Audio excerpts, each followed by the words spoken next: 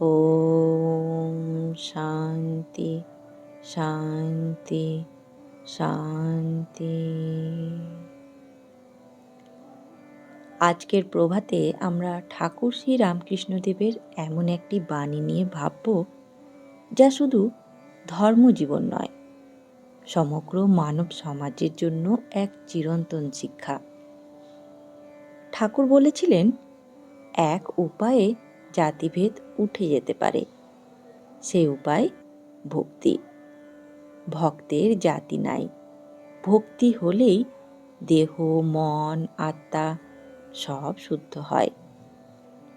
বন্ধুগণ, এই কয়েকটি বাক্যের মধ্যেই লুকিয়ে আছে মানবতার এক বিশাল সত্য।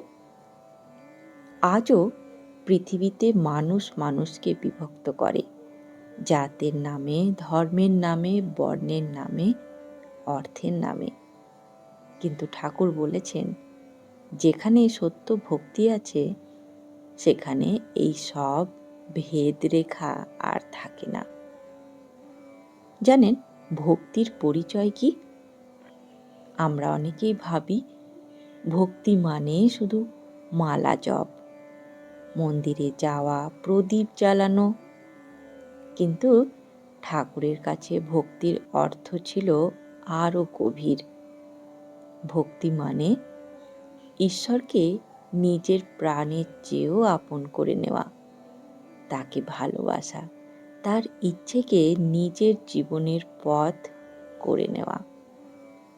যে হৃদয়ে সত্য ভক্তি জন্মায়, সেই হৃদয়ে অহংকার থাকে না, ঘৃণা থাকে না, অন্যকে ছোট করার মনোভাবও থাকে না। জানেন ভক্তের জাতি নাই কেন ঠাকুর এমন কথা বললেন? কারণ ঈশ্বর কি কখনো মানুষের জাত জিজ্ঞাসা করেন? তিনি কি দেখেন কে ধনী, কে গরিব, কে উচ্চবর্ণ, কে নিম্নবর্ণ? না, তিনি দেখেন কার হৃদয়ে ভালোবাসা আছে, কার চোখে ভক্তির অশ্রু আছে।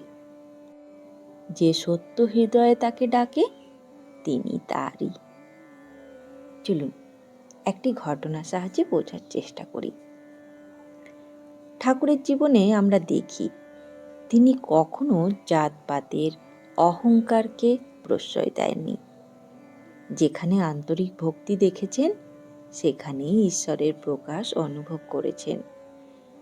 তিনি আমাদের শিখিয়েছেন মানুষকে তার জন্ম দিয়ে নয়, তার চরিত্র ও ভক্তি দিয়ে বিচার করতে। ভক্তি কিভাবে শুদ্ধ করব?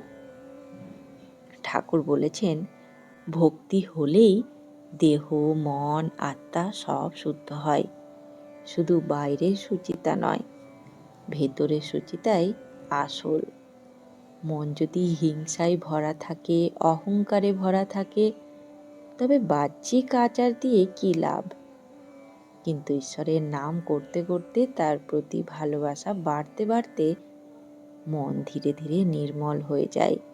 ক্রোধ কমে, লোভ কমে, ক্ষমা বাড়ে, প্রেম বাড়ে।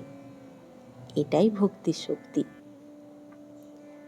আজ আমরা নিজেকে প্রশ্ন করি, আমি কি মানুষের পরিচয় দেখি, নাকি মানুষের ভেতরের ঈশ্বরকে দেখার চেষ্টা করি?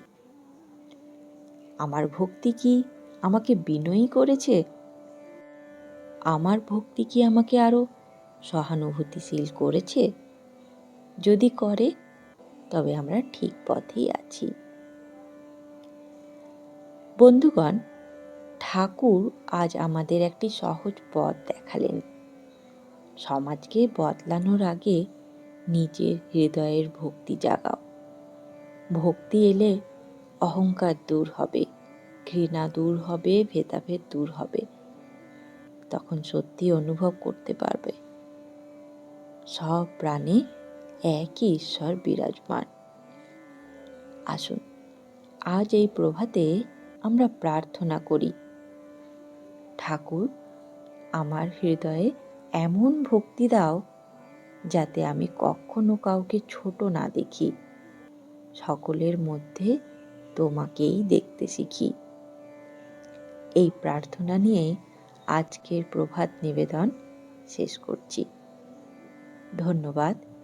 ভালো থাকবেন।